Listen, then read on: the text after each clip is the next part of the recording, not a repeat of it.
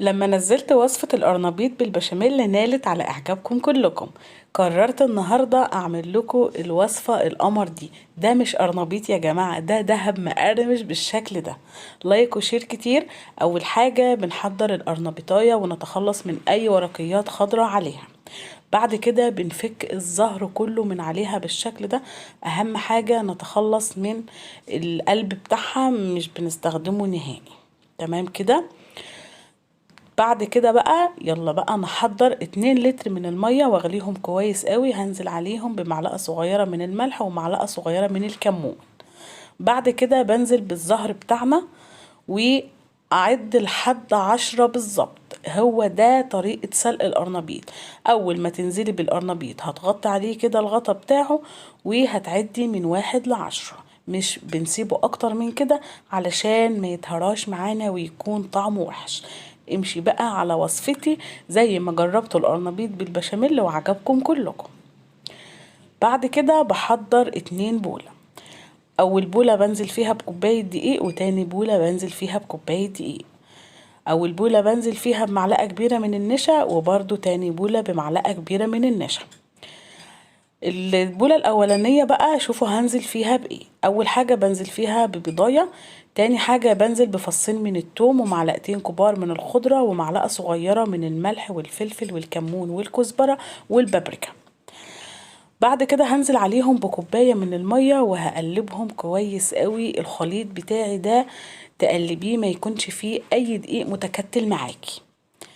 البولة التانية بنزل عليها برشة من الملح والفلفل، ومعايا نص كوباية من البقسماط اللي انا حضرته معاكم من فيديوهين 3 كده. ارجعوا له لان تحفة بجد. البقسماط المتبل البيتي هتعملوه، ما انتوش هتشتروه من بره تاني ابدا. بنزل عليه بنص كوباية، وهو ده سر النهاردة القرنبيط الكريسبي معايا.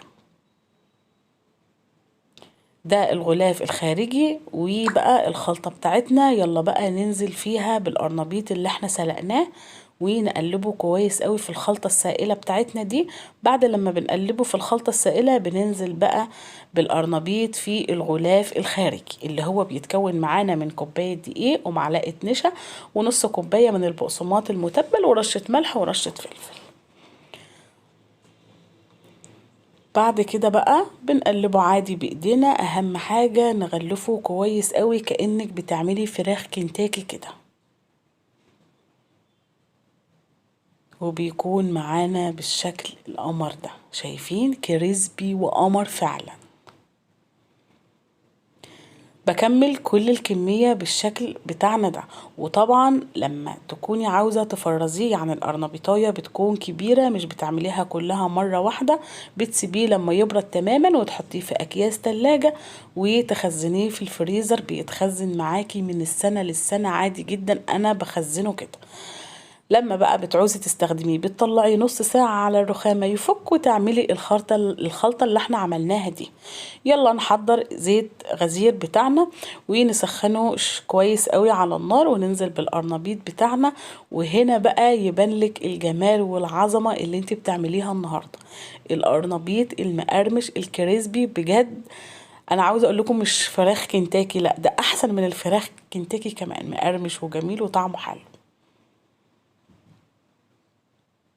مش بقلبه خالص لحد لما ياخد لون فاتح بالشكل ده.